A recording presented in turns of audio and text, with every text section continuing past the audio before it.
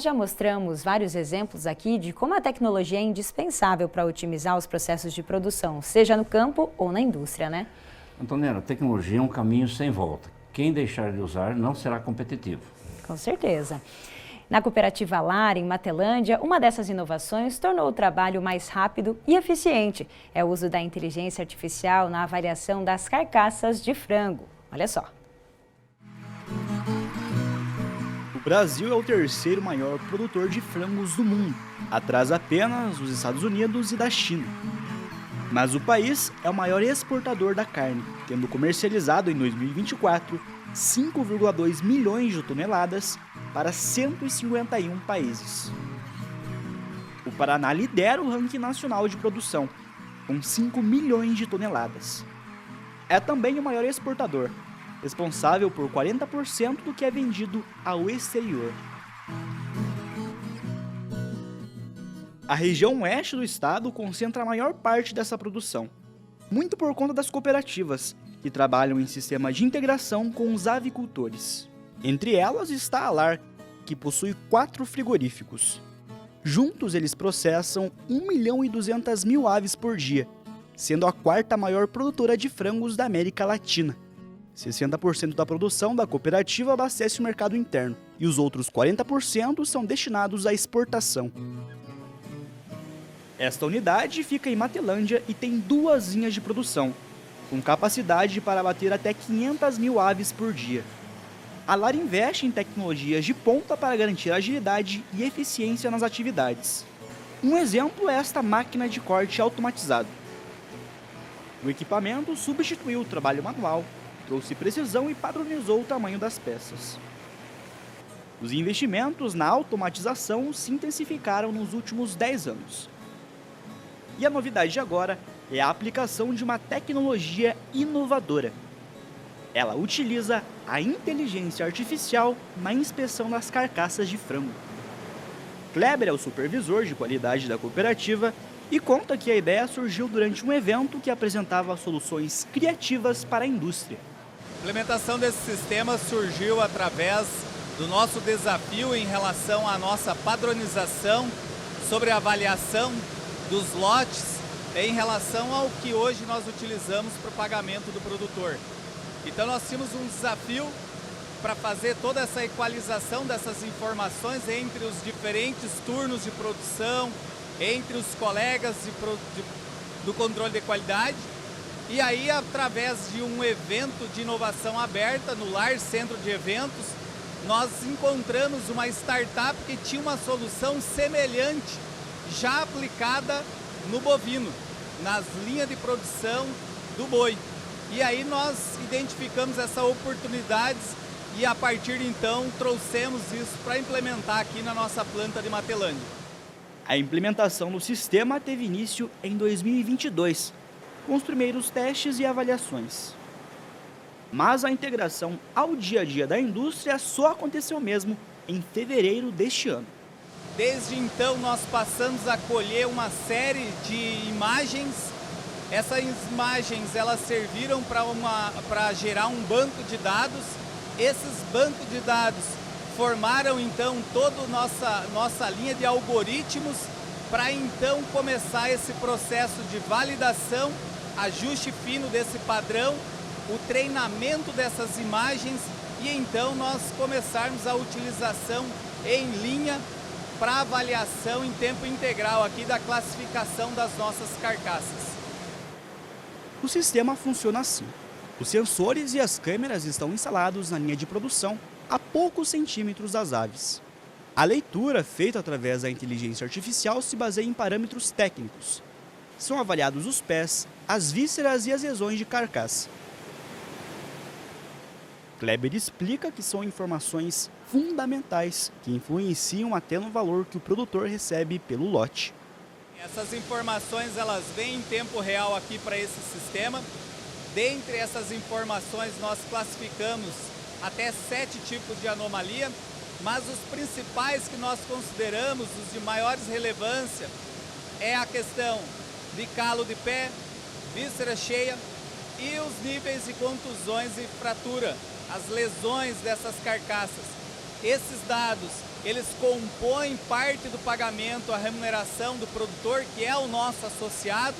Então essas informações são de extrema relevância para a nossa atividade. Você pode mostrar para a gente agora as informações, então, que estão sendo obtidas agora pelo sistema? Bem, então, por exemplo, agora nesse momento nós temos informações que mostram os dados relacionados a calo de pé, as lesões e contusões e fratura, como citado. Temos também dados relacionados em tempo real aqui sobre a característica dessas vísceras. Além dos dados relacionados à performance, nós temos também todo o banco de imagens que são mantidas nesse sistema. Então nós conseguimos fazer um processo de rastreabilidade, um processo de auditoria desse sistema e treinamento dos nossos funcionários que estão envolvidos aqui na nossa atividade. Antes da inteligência artificial, 12 pessoas se dedicavam exclusivamente à avaliação das carcaças. E isso era feito em apenas 100 aves por lote. Agora as câmeras e os sensores inspecionam todas elas e enviam as informações imediatamente para o sistema, permitindo ajustes operacionais na produção. Então, a partir dos dados que nós obtemos em tempo real, o nosso operador, por exemplo, que faz a regulagem, que faz a gestão do processo, ele consegue ter uma percepção mais rápida e mais assertiva. Então ele consegue fazer um ajuste mais fino desse processo. A gente consegue ter uma exatidão em relação à tomada de decisão. Antes, como dito, nós tínhamos uma amostragem. Hoje não. Como é 100% do lote, nós conseguimos ser mais rápidos em relação à adoção dessas medidas, a adoção desse ajuste de operação. A ideia agora é ampliar o uso da inteligência artificial para todas as unidades da cooperativa e começar a colher um outro fruto. Afinal, esse investimento na qualidade da produção pode abrir mais portas no mercado externo. Como nós trabalhamos tanto com exportação, com produção para o mercado interno, mercado doméstico, mas também com a exportação, quando a gente fala de um mercado como a União Europeia, principalmente Reino Unido, esses países eles possuem uma exigência maior em quesitos que estão relacionados ao trabalho que as câmeras capturam, essas imagens que as câmeras capturam, que são trabalhos, são imagens que estão relacionadas ao bem-estar animal, por exemplo. Então isso nos coloca numa competitividade maior, por conta que nós temos um controle em relação aos nossos KPIs, aos nossos indicadores de performance, com assertividade e adoção de medida muito mais rápido quando comparado com o sistema convencional. Tá aí, professor, mais uma inovação no processo produtivo, né? Em todo sistema produtivo, a inteligência artificial está auxiliando a tomar decisões, né? E está um exemplo claro na LAR, né? É isso aí, exatamente. A chegada do inverno e do frio traz sempre uma preocupação para quem lida com o gado leiteiro. É que nessa época a alimentação das vacas tem um forte impacto dos custos de produção. Por isso, o planejamento para as pastagens é tão importante. No Paraná, o IDR faz um trabalho de orientação junto aos produtores para garantir que não falte pasto de qualidade para os animais.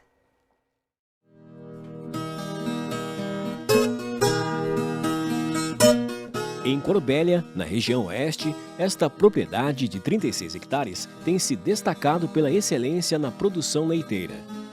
O local é considerado uma unidade de referência pelo Instituto de Desenvolvimento Rural do Paraná, o IDR, resultado de um planejamento forrageiro e nutricional eficiente. Aqui são 45 animais das raças Jersey e holandesa.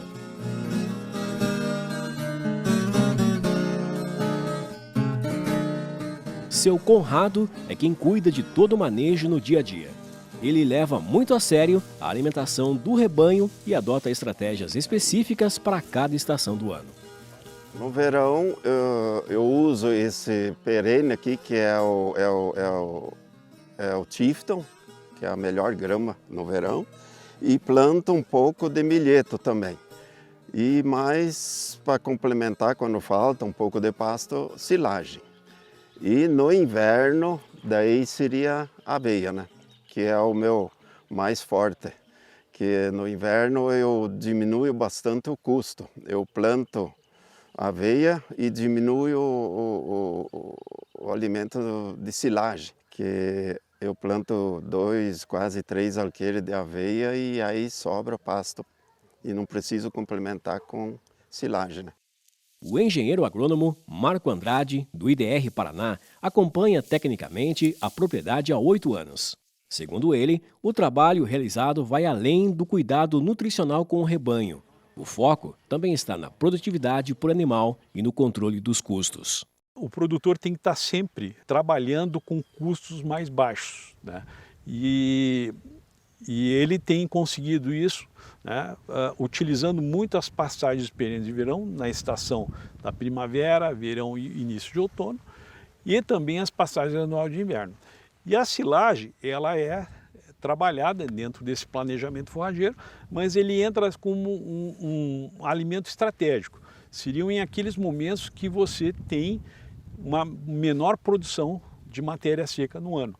A gente chama de janelas, né, que é a transição do inverno para a primavera e a transição do verão para o outono. São momentos em que ali não tem, né, uma quantidade, digamos assim, maior de produção forrageira. Aí você pode recorrer à utilização da silagem. E a silagem, então, ela né, dessa forma não pesa tanto no custo de produção.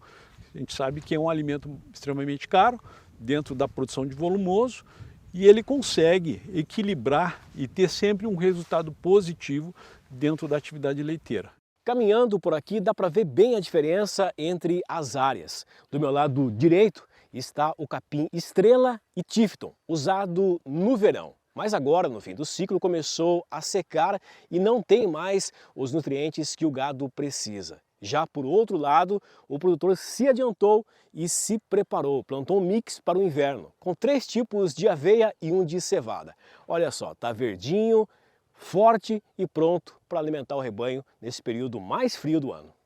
O Vinícius é o responsável pela empresa que forneceu as sementes do mix de pastoreio e, em parceria com o IDR Paraná, dá todo o suporte para o produtor, desde o plantio até o momento de soltar o gado na área.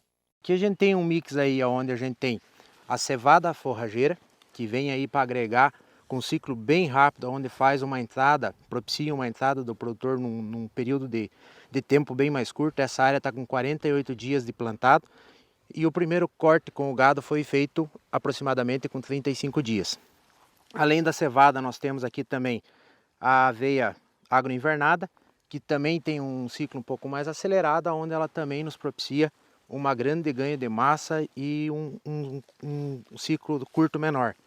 A gente tem também aqui a FS A16116, que é uma aveia de ciclo mais longo, juntamente com a aveia suprema, onde elas chegam aí propiciando para nós, devido principalmente à aveia suprema, o ciclo é em torno hoje aí de 4 a 5 meses de pastejo, com alta produção de massa e alta entrega para o produtor.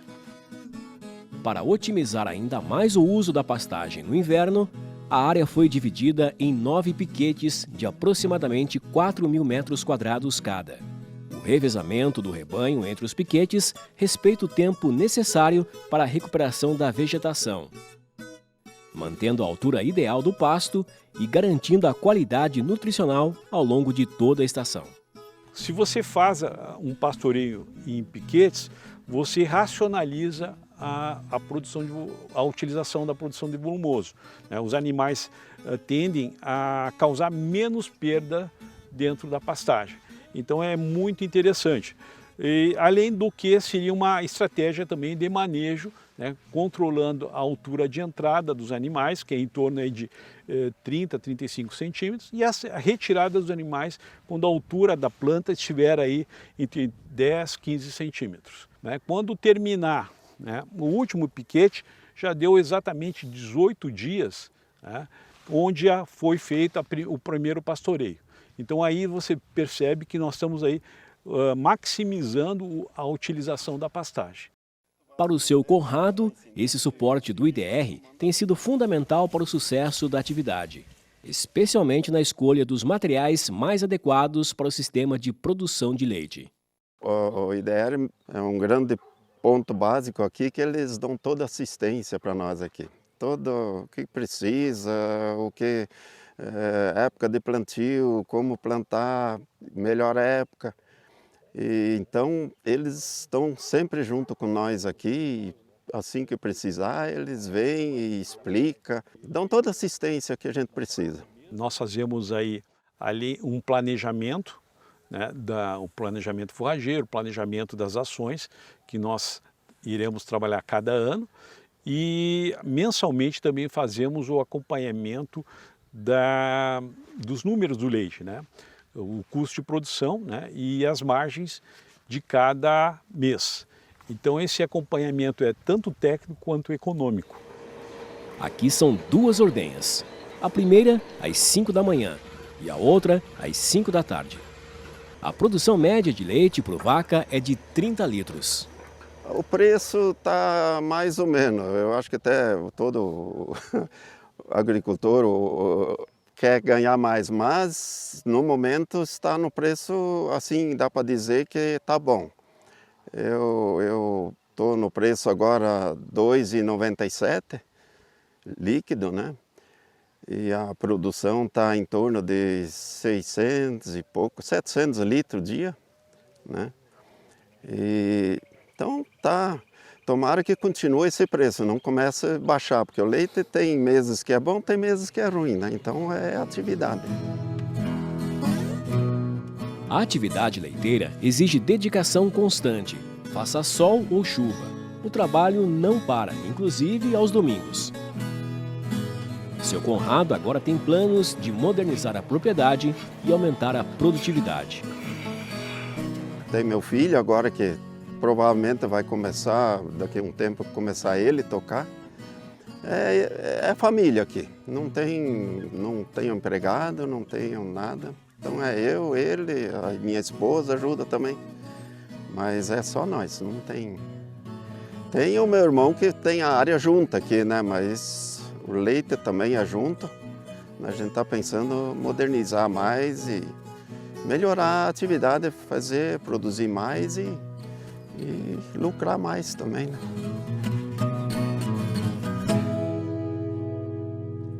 Tá aí, né, professor Celso? Trabalho bem feito e um resultado positivo para a pecuária leiteira. É muito importante na nossa região, principalmente que é frio, né, você ter um planejamento antecipado adequado, para que chegar nessa época não falta alimentação para o animal, principalmente o pessoal da pecuária, né, do gado leiteiro. Então, o planejamento é tudo, né? Senão o custo vai ser maior depois.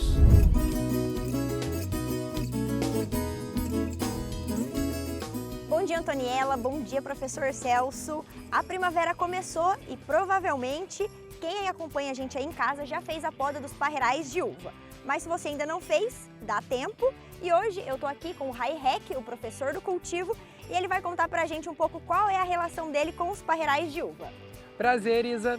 E ótimo momento, ótima pergunta, porque eu nasci e cresci na roça. E o meu nono sempre teve o parreiral em pérgola, né? Tipo o pergolado que o pessoal tem hoje em dia. Então eu nasci aprendendo a podar e cuidar da parreira, fazendo muita coisa errada, mas aprendendo com os erros também. A gente já está passando do momento de poda. Já devia ter podado porque aqui foi feita a poda, a parreira está vindo. Mas dá para correr de atrás. Aqui na Fazenda Escola, a poda das videiras foi feita tem 3 semanas pelo professor Geller junto com os alunos de agronomia. Então a gente já tem ela crescendo e iniciando os cachos. Como eu disse, já passou da hora de podar, mas corre que dá tempo de aproveitar esse momento ainda. Porque só dá uva no cacho novo. Você tem o parreiral 5 a 10 anos e não está produzindo uva, é porque falta poda. A poda inicial começa você pegando aqui, deixando a base limpa, chegando até a altura que você deseja, fazendo a poda para espalhar ela. No ano seguinte, eu aprendi com o meu nono lá nas pérgolas, no pergolado, a deixar de 3 a 5 gemas. Aqui conversando com o professor, como ele é um sistema verticalizado, é diferente, ele deixa apenas 2 gemas, porque o crescimento para cima é muito mais rápido do que aquele horizontal. Para quem não sabe o que é gema, é esses olhinhos que tem no galho que iniciam a brotação. E então foi podado aqui, deixou 2 gemas, que vão vir esses novos ramos. No ano seguinte, aqui tem uma gema, aqui tem outra gema, aqui tem outra gema, ó, o carocinho após a folha, e cada uma dessas é uma gema.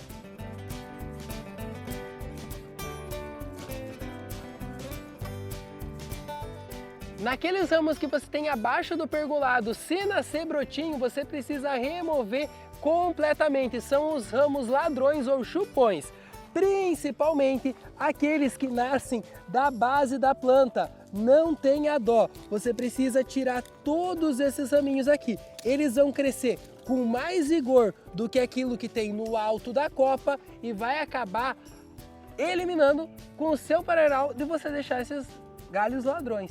Para quem caiu aqui de paraquedas, a uva a gente deve podar no final do inverno, quando a gema inicia a brotação. Mas se você ainda não podou, corre podar, que ela ainda pode produzir.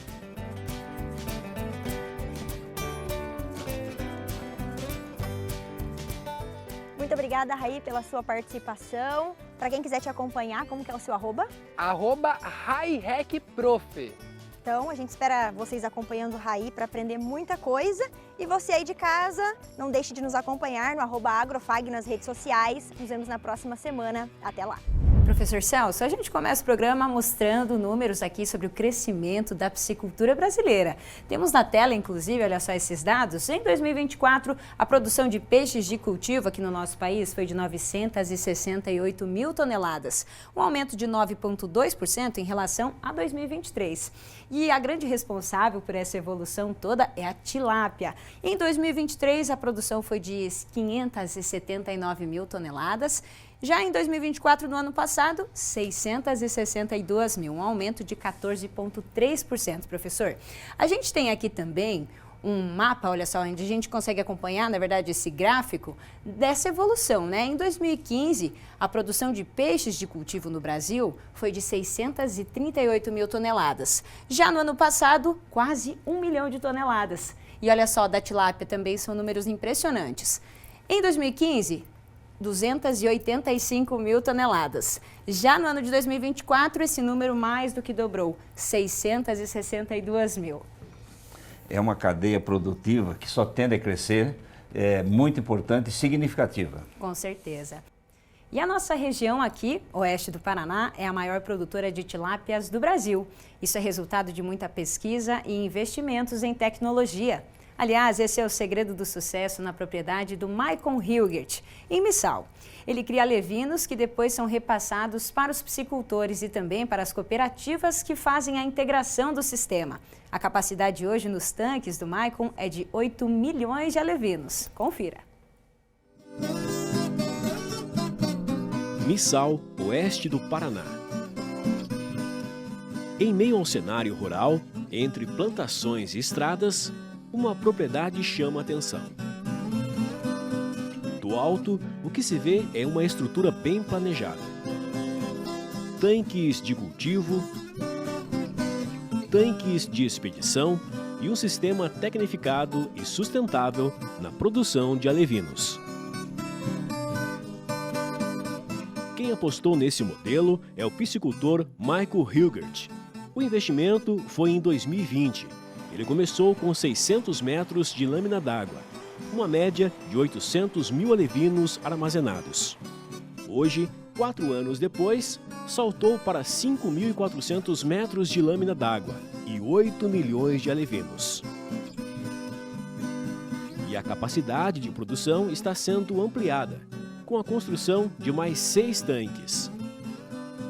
O ciclo produtivo começa com a chegada dos alevinos, que vem de Santa Catarina, estado reconhecido pela pesquisa genética dos peixes. O peixe chega aqui com 0,3 até 1 grama, ou 0,25 até 1 grama. Nós estocamos ele com 1.000 peixes por metro, 1.200 peixes por metro. Levamos até 5 gramas ele e depois nós abrimos para outros tanques que estão terminando outros tamanhos de peixe. E daí nós levamos ele até um tamanho de 12 gramas, onde se classifica e tira a cabeceira com 15, o meio com 10, e vai se diminuindo a estocagem desse peixe. Ou separamos num tanque já ele bruto ainda, para fazer o de 30 gramas, 25 gramas, para uma demanda de tanque rede. Aí nós passamos a trabalhar ele com 300, 400 por metro, que chega nesse peso ideal para o tanque rede. E conseguimos fazer o peixe dessa maneira, nessa estocagem. No modelo convencional, O tanque escavado faz com que a água tenha contato direto com a terra, o que aumenta a infiltração e acelera a perda de nutrientes. Já nesse sistema aqui, os tanques são revestidos com lona, o que evita esse contato, ajudando a manter a qualidade da água, facilitando o manejo e aumentando a eficiência na produção. Eu trabalhei com o juvenil em sistema de tanque escavado de barro, que eu falo juvenil no barro, durante um ano. E o manejo era muito sacrificado, muito difícil, manejo muito complicado. Então, o que aconteceu? Nós acabamos sofrendo muito. Eu falei, na lona deve ser melhor. E outra, na lona a gente sabia que permitia intensificar mais a produção. O engenheiro de pesca, Thales Serrano, que acompanha de perto o trabalho, é quem explica esse sistema adotado aqui na propriedade. A gente trabalha aqui no sistema que a gente denomina como biorras. Ele não é nem biofloco puro e nem RAS, né, que é o sistema de recirculação puro. A gente fez uma mescla dos dois sistemas, juntando o que há de melhor em cada sistema. Gastamos muitas horas de estudo e perdemos muito peixe até chegar nessa conformação que está hoje. Tá? Então a gente tem um sistema onde a água não tem interferência do solo, porque tudo é enlonado. Então essa interferência do solo dificulta muito a produção. Então a gente consegue ter um sistema bem controlado. A única coisa que a gente não tem o controle hoje é a temperatura. Mas as demais variáveis a gente consegue tudo controlar bem. Então, devido a essa situação de controle, a gente consegue ter uma produção muito alta. Então aqui a gente está falando de produzir em torno de 1.000, 1.200 peixes por metro cúbico. Onde num sistema convencional, quando nós trabalhamos em tanque escavado, a gente vai trabalhar aí inicialmente com 200 peixes por metro quadrado. Então a gente já da relação metro cúbico para metro quadrado já há uma diferença muito grande. E quando a gente fala de 1.200 para 200 peixes, aí fica estrondosa a diferença de produtividade de um sistema intensificado quanto esse que a gente está vendo aqui na Starker Fish. Falando sobre o sistema de tratamento de água, essa água aqui no caso vem da decantação. Isso, ela vem para essa lagoa facultativa e depois ela entra lá no fundo na lagoa de equalização, onde entra a água nova e velha e daí ela abastece todo o sistema de... Nós reaproveitamos toda a água, só repomos a evaporação. Tu pode ver que a equalização está um pouco baixa, porque semana que vem nós vamos secar o tanque 13, ele tem um grande volume, nós vamos reaproveitar toda a água dele para reabastecer ele mesmo. Vai fazendo essa circulação? Vai fazendo a circulação da água. Não é um sistema de recirculação, mas é um sistema que reaproveita a água. As telas sobre os tanques protegem os alevinos dos predadores, principalmente dos pássaros, evitando a perda de peixes. Elas também ajudam a manter a piscicultura mais segura, impedindo que as aves tragam parasitas. Além disso, filtram a luz do sol e reduzem as variações bruscas de temperatura, mantendo a água entre 26 e 28 graus. A alimentação dos peixes é realizada com ração e aditivos nutricionais, para garantir um crescimento saudável e uma boa conversão alimentar. A gente tem ali um floco com bactérias boas, com alga. Esse peixe ele se alimenta desse floco, então a gente consegue fazer conversões muito abaixo do que num sistema convencional. E isso elimina bastante o custo. Só que em contrapartida, esse alimento natural, ele tem bastante proteína, mas ele é deficiente em vitamina, quando a gente fala em volume. Então a gente tem que fazer um tratamento dessa ração. A gente aqui só usa ração de ótima qualidade, ração com altos níveis de proteína, e mesmo assim nós ainda fazemos incremento na alimentação. Colocamos aditivos nutricional na ração para garantir que o peixe suporte um momento de desafio aí, que é ter 800, 1.000, 1.200 peixes por metro quadrado. Outro ponto que chama a atenção aqui na propriedade do Maicon é a vacinação dos peixes. Segundo ele, é uma medida eficaz para reduzir a mortalidade. O estreptococo, ele, há 5 anos atrás, ele dava um prejuízo aí de uma mortalidade na casa de 1% do peixe na região. Hoje ele já vem subindo para casa dos 4, 5% do peixe da região. Isso já viabiliza, a gente executava assinos comerciais, que tem várias marcas que fazem, né? No caso aqui nós trabalhamos com a vacina das Oetes, nós já fizemos um experimento, né? Até vai ter alguns vídeos relacionados a isso. E E ela veio se mostrando muito eficiente na supressão da estreptococose. Isso tem que ser o peixe da saída do inverno, tem que sair vacinado, para que lá no alto verão nós não tenhamos grandes perdas. Desde a chegada dos alevinos com 0,3 gramas até atingirem 15 gramas, quando já podem ser considerados juvenis, o ciclo leva cerca de 60 dias. Nessa fase, eles já podem ser comercializados para tanques de engorda. Antes da expedição, os peixes passam por um processo de classificação, pois mesmo sendo do mesmo lote, o crescimento pode variar. A partir de um período, uma época onde a gente está engordando esse peixe, a gente precisa fazer a classificação para entregar um peixe de qualidade para o produtor de engorda. Então a gente coloca nessa máquina, que é uma máquina importada. Então aqui a gente está fazendo hoje uma classificação onde a gente coloca o peixe nesse compartimento, ela passa pela parte móvel da máquina, que é uma máquina de rolo, e ela vai levando o peixe e classificando hoje aqui em 3 tamanhos, num tamanho P, num tamanho M e num tamanho G. A partir dessa classificação, a gente direciona os peixes para esses tanques aqui, que são os tanques de depuração, onde o peixe já está apto para os carregamentos para o produtor. É indispensável a gente trabalhar hoje com peixe classificado, porque os frigoríficos hoje precisam de um peixe classificado para agilizar a produção de filé. Então a gente tem essa máquina aqui como coração da piscicultura.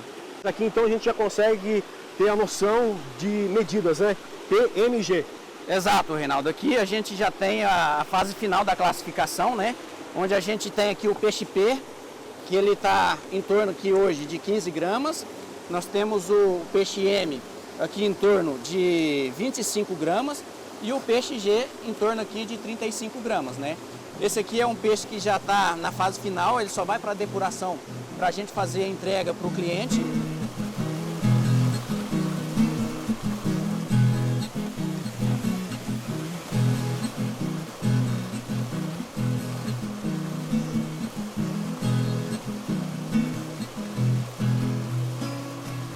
O carregamento do caminhão ocorre sempre pela manhã, quando a temperatura está mais amena, reduzindo o estresse dos peixes. Hoje, o Maicon vendeu 50 mil juvenis, com média de 25 gramas cada. Ele atende tanto o produtor final quanto as principais empresas integradoras da região. Todo mês, com exceção de depois do dia 15 de junho, nós não entregamos mais, por causa do alto inverno, onde tem mortalidade, até o dia 1º de setembro. Aí nós fazemos uma função reguladora de mercado. Nós estocamos o peixe aqui, aumentamos a fortificação de ração, porque o peixe come menos, mantemos ele aqui ao longo do inverno, para que o nosso cliente possa ter peixe em setembro para alojar.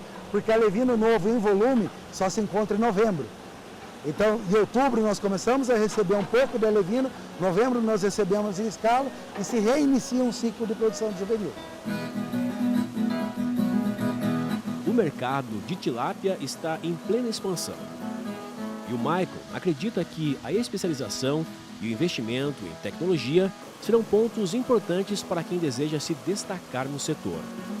Segundo ele, as margens de lucro cada vez mais apertadas, o profissionalismo se tornou essencial em todas as etapas da cadeia produtiva. Estamos vivendo um momento de grande expansão na cadeia do peixe, que a gente visualizou lá atrás, quando começou a atividade. E esse momento, ele é um momento que vai aparecer muita dificuldade, como foi na cadeia do suíno e do frango, e vai demandar de muito profissionalismo por parte de quem está em cada momento da cadeia. Tanto do produtor de alevino, nós vamos demandar de uma segmentação, vai demandar de existir o produtor de juvenil, que é para muitos uma novidade. Então a cadeia do juvenil, hoje já não é mais só soltar o peixe no tanque, tratar um pouquinho, transferir de tanque, vai demandar do produtor de juvenil. Então nós vamos demandar de profissionalismo em todos os pontos da cadeia.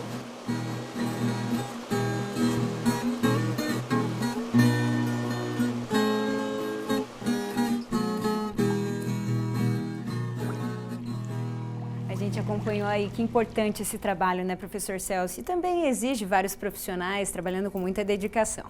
É assim como a avicultura e a suinocultura começou a tomar pulso aqui na nossa região, ou no Brasil, né? Ele é um encontro, né, de profissionais da área, profissionais da pesquisa, produtor levando isso para frente, né? A tilápia ou a piscicultura na nossa região, especialmente a tilápia, é um processo que está se iniciando e já está se consolidado praticamente pelos dados que nós temos aí na tela, né? E é um processo que hoje, essa integração entre parte técnica, pesquisa, agricultor, né? Está fazendo esse grande sucesso que é essa nova onda de trabalho aqui na nossa região, né? E quem não gosta, né, de um happy hour, de um peixinho, né, uma porção de tilápia, né? Muito é muito bom, né? Bom demais, isso aí. O Paraná é o estado com o maior plantel de porcos da raça Moura no Brasil. Estima-se que quase 80% dos animais criados na região sul do país estão aqui. Essa raça é considerada crioula ou caipira. A criação é feita ao ar livre, no pasto. A principal característica do Moura é o sabor da carne. E olha só, professor, nós temos algumas fotos aqui da carne do Moura. Olha que interessante. É uma carne mais avermelhada, né? A criação moda antiga, né? A gente chamava de criado no mangueirão, né? Solto, né? Dá uma carne saborosa realmente e mais avermelhada também. Chama muita atenção mesmo, né? Uma carne de qualidade. E aqui na região oeste, o produtor João Guilherme Mufato decidiu investir na criação de porcos Moura. Aos poucos, ele tem feito adaptações no sistema de manejo para tornar o negócio mais produtivo, mas sem perder as características que identificam e valorizam a raça. Vamos ver.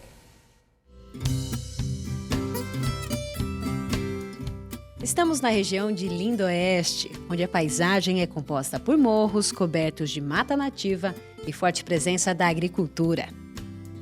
É nesse cenário, às margens da BR-163, que o João Guilherme mantém uma criação de porcos da raça Moura. Os animais representam uma tradição, já que a raça Moura é uma das mais antigas do país, sendo introduzida aqui ainda no período da colonização, por volta do século XVIII.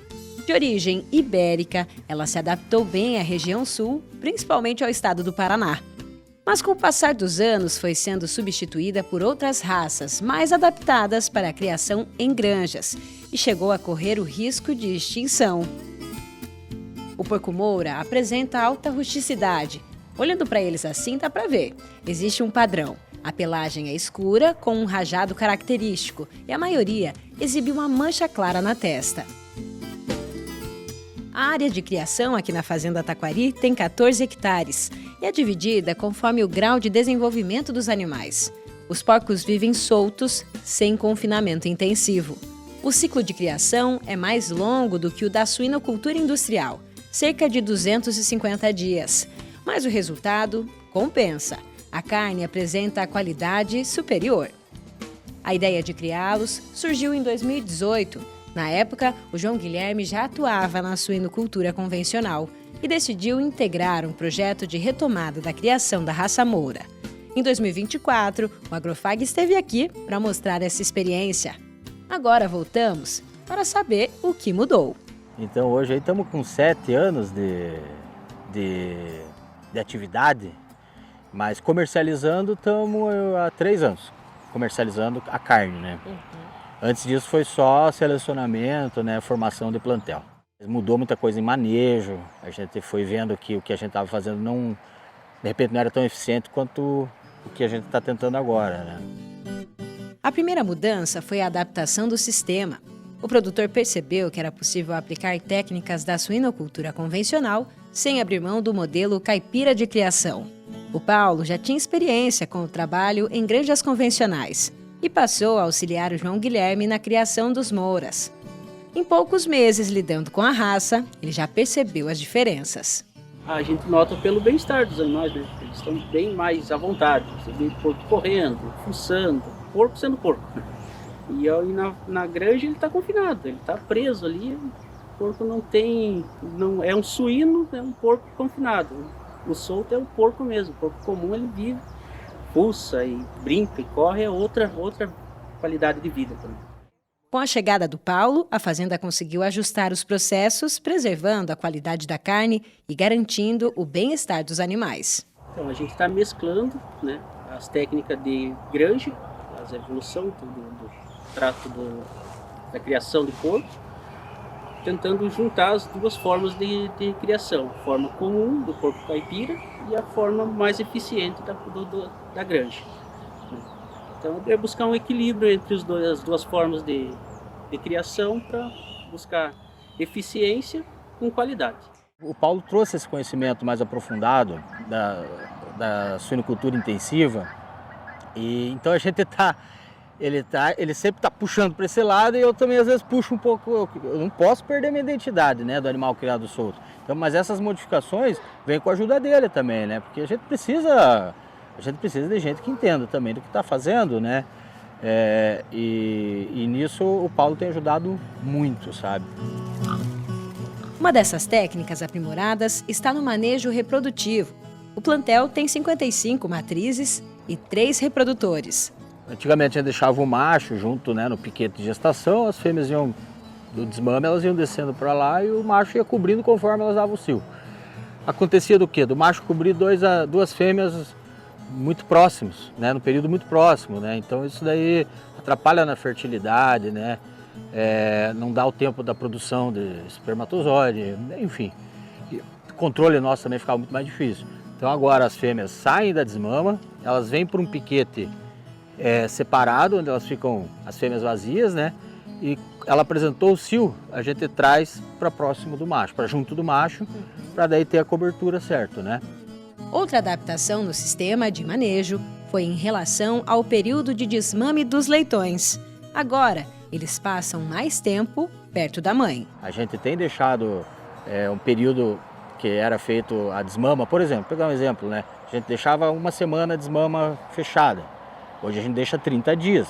Né? Tive que fazer estrutura para isso também, porque eu também não quero deixar igual o industrial, que é pequeno e tal, não. Fiz baias grandes, né? Poucos animais, por um período um pouco maior, de 30 dias. Isso é um exemplo, né? Só do que tem feito pensando mais em produtividade.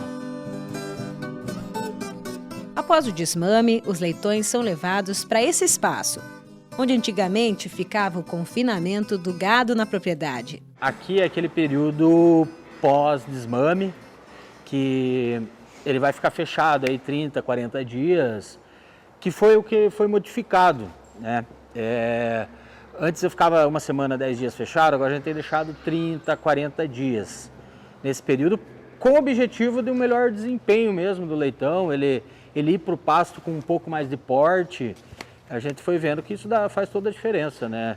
E não afeta em nada no bem-estar do animal, porque, como pode ver, é uma baia grande, né? Para o número de leitões está bem super confortável, e é um período de 30, 40 dias também, não é um período longo, mas dá muita diferença no desempenho do animal.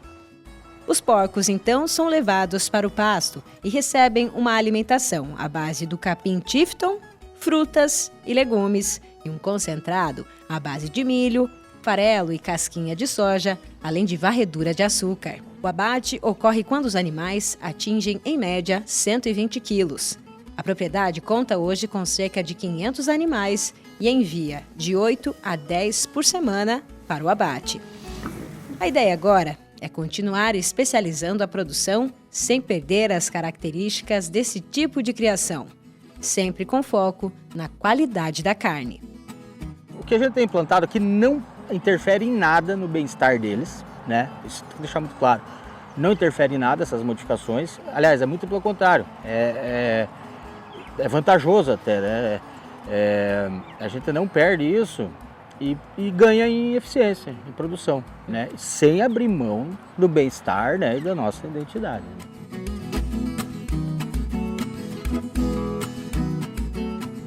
E agora é hora de estreia aqui no programa. A partir de hoje, vamos exibir um quadro com dicas sobre conteúdos do agronegócio que são publicados nas redes sociais. É o Agro nas Redes.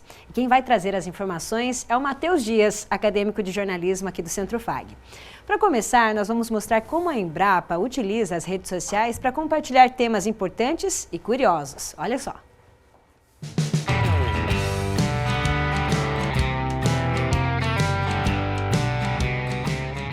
A Embrapa, empresa brasileira de pesquisa agropecuária, mantém canais de comunicação com o público que fazem sucesso nas redes sociais.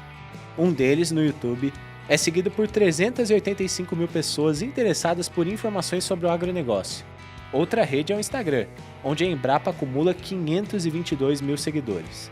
Os conteúdos são publicados em textos e vídeos.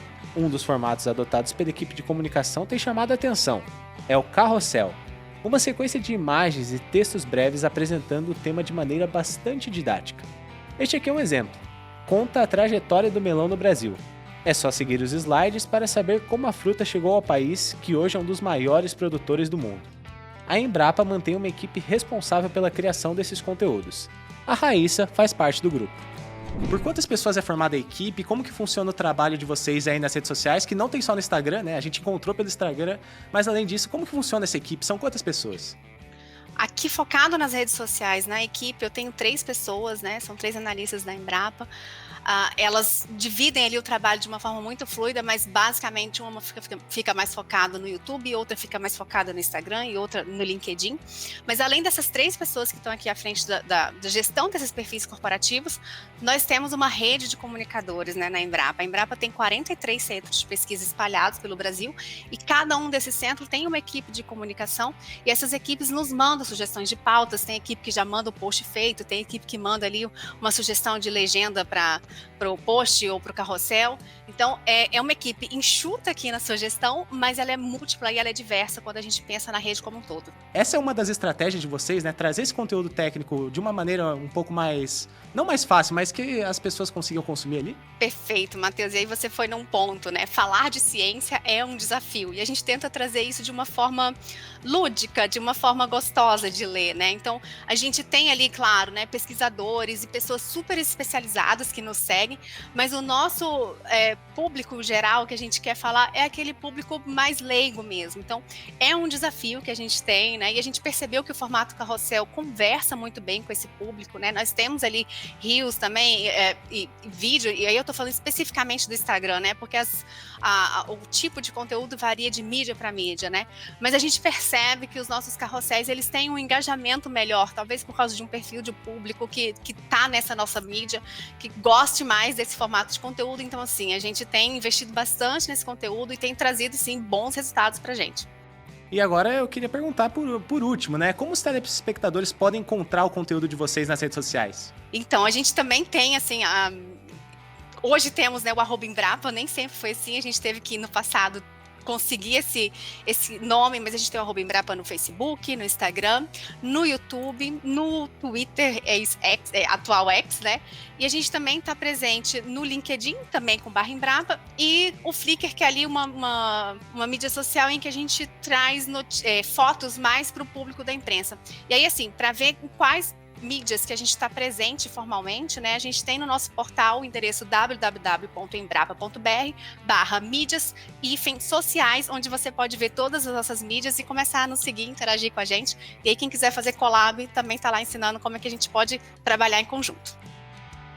Que legal, né, professora? E fica aí a dica para quem quiser acompanhar a Embrapa nas redes sociais. Tem que saber como usar as redes sociais, né? Os conteúdos são importantes, mas tem que filtrar os conteúdos. Correto. A tamareira é uma palmeira muito presente nos países do Oriente Médio e no norte da África. O fruto dessa planta, a tâmara, é conhecido por seu alto teor de fibras e açúcares naturais. No Brasil, a produção é pequena, já que exige um clima quente e seco para se desenvolver. Mas no Mato Grosso, uma produtora apostou nesse cultivo e 4 anos após o plantio, está colhendo os frutos da produção. Confira. A gente vai conversar agora com a Ângela Nascimento, que está na cidade de Tangará da Serra, lá no Mato Grosso, na plantação de tâmaras que ela e o marido dela têm por lá. Então a gente vai saber mais sobre esse cultivo. Seja muito bem-vinda, Ângela. Olá, Antoniela, obrigada pelo convite.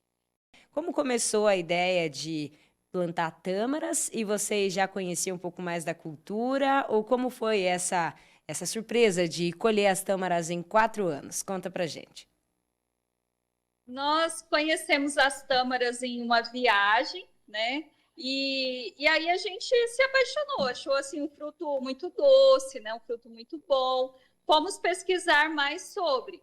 E aí veio a intenção de plantar. Em 2021, nós plantamos 200 mudas de tâmaras, né? 1 hectare cultivado. Quando foi em 2023, nós tivemos a primeira floração e os primeiros frutos. E para nós foi uma surpresa muito grande. E agora, em 2024, foi a segunda produção, muito maior, né, do que a primeira. E a gente está vendo algumas imagens aqui na tela também, que você tem esse processo todo de manejo, vocês foram atrás, né, pesquisaram, buscaram também alguns estudos aí da Embrapa para saber um pouco mais sobre os tratos culturais dessa planta. E eu queria que você falasse um pouquinho, quando ela chega no momento, então, da colheita ou do desenvolvimento mesmo, quando ela já está madura, você tem uma técnica que você faz, então, essa proteção contra pragas e doenças. Como é que foi? E a gente consegue ver nessas imagens aí que é uma técnica diferente. Sim, nós temos aqui 8 variedades, né? Então, nós temos a mediol amarela, vermelha, roxa.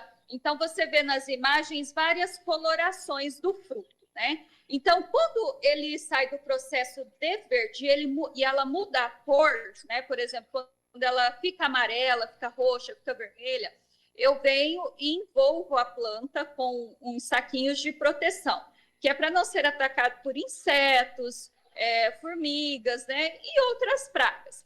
E aí ela amadurece. No momento que ela está madura, a gente faz a colheita e aí ela vai para o processo de desidratação, onde ela fica na estufa por 5 dias, de 45 a 50 graus. Essa técnica do pós-colheita, nós vimos em um estudo que a Embrapa desenvolveu. E aí nós estamos testando aqui e tem dado certo. Ou seja, esse é o segundo ano que vocês estão colhendo, né, as tâmaras, e o objetivo a partir de agora é realmente vender aí para o mercado local, na cidade, e quem sabe um dia também fazer a exportação das frutas. Sim, sim, a gente pretende, né, estar melhorando. Por enquanto nós ainda estamos no processo de melhoramento, porque, como eu falei, a gente não imaginava que iria ter produção dos frutos, né? Foi uma grata surpresa e uma bênção.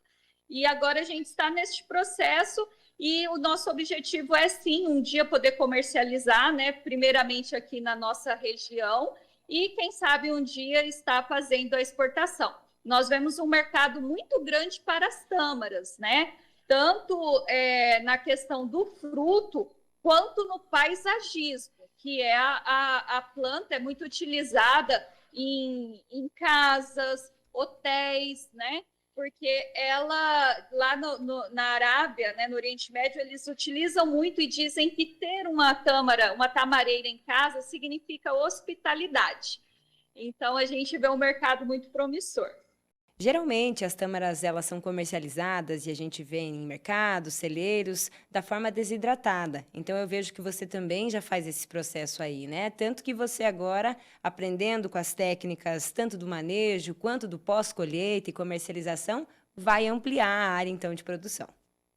Sim, nós temos 200 plantas, né, que estão no campo, que estão plantadas e num porte já de 4, 5 metros total, 1,5 metro de tronco, até 2, e a gente vai ampliar. Nós queremos plantar, nós temos mais 1.500 mudas que estão em vaso, né? E nós queremos plantar mais 5 hectares de área. Muito bem. A gente deseja boa sorte aí na produção de vocês e obrigada por contar um pouco mais sobre as tâmaras para a nossa equipe. Até uma próxima, Ângela. Obrigada, Antoniela. Nós que agradecemos por estar mostrando, né, para todo o país, né, e para a comunidade aí em Cascavel, da nossa produção aqui em Tangará da Serra. Muito obrigada. Professor Celso, o senhor conhece esse equipamento aqui que a gente vai ver nas imagens? Olha só. Nunca tinha visto, Antoniela. Então, essa aqui é uma plantadeira, ou melhor, uma transplantadeira de mudas de hortaliças. Olha que interessante. Provavelmente ela deve plantar numa mesma profundidade, né? E uma distância regular entre as plantas, que está acontecendo aí, que a gente está vendo, né? Exatamente, e eu fiquei impressionada com a rapidez também, né? Olha só, cada muda, então, sendo colocada de forma bem prática e bem rápida, né? Ela é rápida, né? Tem uma bandeja preparada, as mudas, né? Mas no compasso que dá para executar o trabalho manual, né? E hoje falta mão de obra no campo, né? Exatamente, é isso mesmo. Nós fomos até a propriedade da família Ludwig, aqui no interior de Cascavel, para conhecer de perto esse equipamento. E pelo que a gente viu, o plantio das mudas ficou bem mais prático. Os produtores ganharam tempo, aumentaram a produção e passaram a lidar melhor com um problema recorrente, que é a falta de mão de obra no campo. Dá só uma olhada.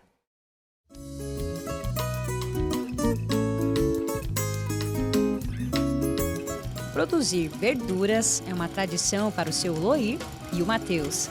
Há 20 anos, pai e filho plantam hortaliças no sistema convencional. Os principais cultivos da horta que fica na comunidade Esperança, em Cascavel, são alfaces, almeirão, repolho e temperos. A área de 3,5 hectares tem colheita todos os dias. São pelo menos 500 pés de alface e 200 de almeirão para atender a demanda dos mercados. E se a colheita é diária, o plantio também é. Um trabalho que exige muito esforço e tempo. Neste ano, a família decidiu investir em equipamentos que auxiliam na hora do plantio. Um deles é essa transplantadeira de mudas, que facilita e muito esse trabalho. O sistema é simples. O produtor deposita as mudas no compartimento e a máquina faz o plantio de forma automática. Só é preciso ajustar o espaçamento, a altura e a profundidade das plantas no canteiro. Ó, pessoal, aqui ela tem a regulagem, né? Ali ela pega a muda e enterra na terra. Aqui. Deixa eu levantar ela aqui. Aqui ela tem a botinha, ó, onde é que a muda cai dentro. A muda cai certinho aqui dentro. Aí esse biquinho bate na terra onde é que faz o plantio, ó. E esses pneuzinhos, ele chega à terra aqui na muda. Então a muda não fica desenterrada, ó. A muda fica enterradinha certinho. A nova aquisição chegou no dia 18 de março e desde então tem feito a diferença na rotina deles. Antes, o plantio de 100 bandejas levava até uma semana para ser concluído. Agora, é feito em apenas 2 dias. Esse outro equipamento também ajuda no processo. A plataforma ligada ao trator define os canteiros com 1,25 m, o que possibilita o plantio em 4 linhas, uma a mais do que no sistema antigo. A transplantadeira percorre os 120 metros de canteiro em apenas 6 minutos. Para se ter uma ideia, a cada 2 segundos, uma muda é plantada. Antes nós levava, assim, uma semana para nós fazer esse plantio. Hoje não, mudou tudo daí, né? O rumo é outra história. A máquina faz tudo, né? Em quanto tempo, mais ou menos? Em quanto tempo ela faz, tipo assim, a gente tinha nem hoje 100 bandejas, nós levávamos uma semana. Hoje ela leva 2 dias. 2 dias ela planta 100 bandejas. Muito mais rápido. Muito mais rápido. O benefício é muito grande para nós. O equipamento facilitou o manejo e melhorou as condições de trabalho, reduzindo o esforço físico no momento do plantio. Antes, o meu sofrimento aqui, o meu mais problema que eu tinha era a mão de obra no plantio. Porque você não acha ninguém para plantar, porque ninguém quer ficar aqui abaixado o dia inteiro, né?